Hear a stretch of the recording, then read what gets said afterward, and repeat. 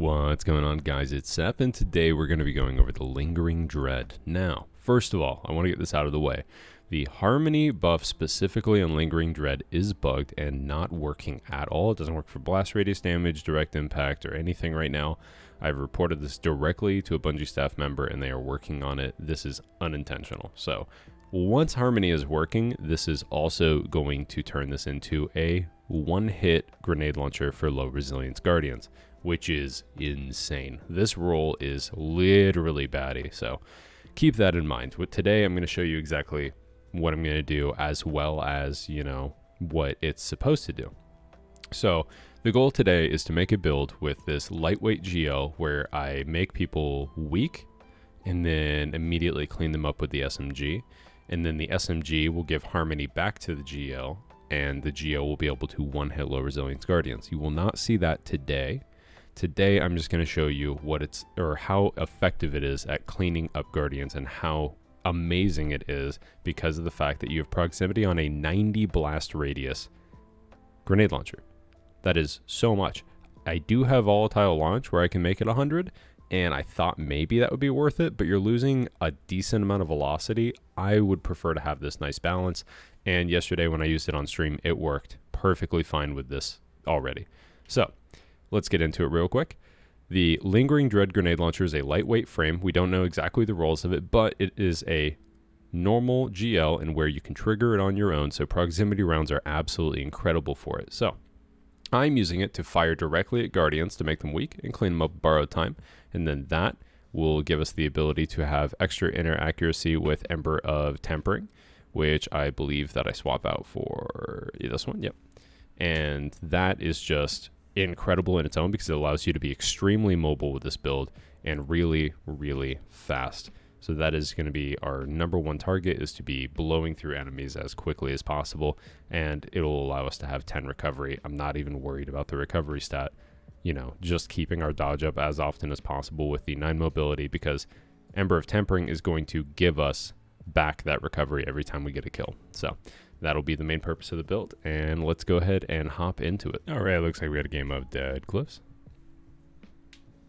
We love Dead Cliffs. Should be able to keep great momentum on this map if everything goes the way I want it to. Let's go ahead and jump out immediately. Did flush him out with that GL. Ooh.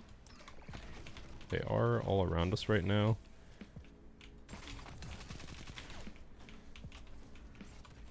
Gonna go ahead and hop inside. And since the GL does 154, it does plenty of damage to clean that up for us. Let's go ahead and pop that trip mine.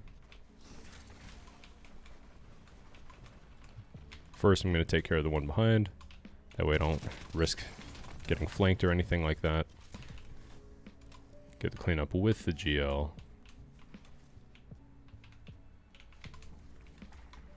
God, I wish Harmony worked. It'd be one-hitting like a madman. It's always nice to open a fight with the GL, because that'll, one, put them on the back pedal, because they obviously don't want to get hit. And it's very easy to clean up with your other weapon.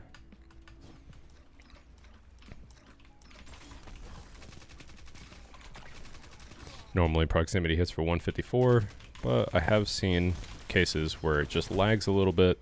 It's very unfortunate that Reed's hipfire grip is so inconsistent, because, oh my goodness, that should have hit, but oh well. Oh well.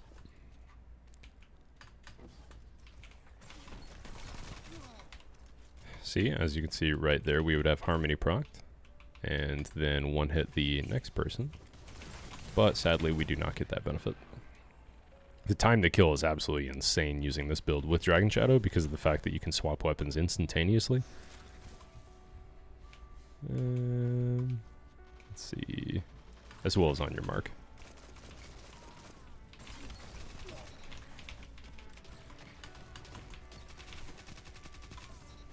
Let's get this guy cleaned up. And as you see, there's almost nothing they can do to react, especially with the fact they're getting hit with a bomb. Flinches so much. That should steal the kill, and we were able to clean them both up. This is definitely my new favorite GL for Crucible. It's a very toxic. And the blast radius being so nice is honestly really great for just firing off a proximity round and relying on it. As you can see, it's very good at doing its job. Let's go ahead and wedge ourselves back here since we are getting pinched. And Linear didn't stand a chance since he got hit in the face with a bomb.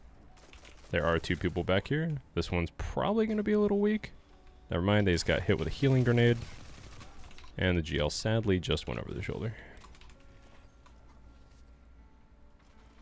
Let's go ahead and try to get back into the fight real quick. It's a little crowded over here and out in the open. Just going to not take the fight after all. We'll time that shot since they were far away. And go ahead and just clean up the game.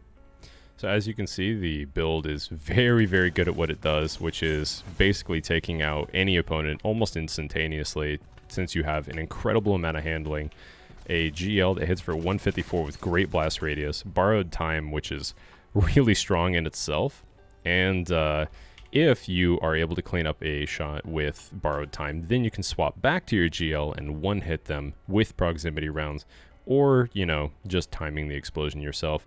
This GL does one hit already if you direct impact them without proximity rounds. I prefer the proximity rounds due to the fact that it's so incredibly consistent with the blast radius, and then you're able to clean it up yourself. So definitely recommend doing that. And like I said, I already reported Harmony not working to the Bungie staff, and they said they are working on it directly. So I appreciate you guys, and I hope you have an absolutely wonderful rest of your day. I'll catch you guys in the next one. Peace.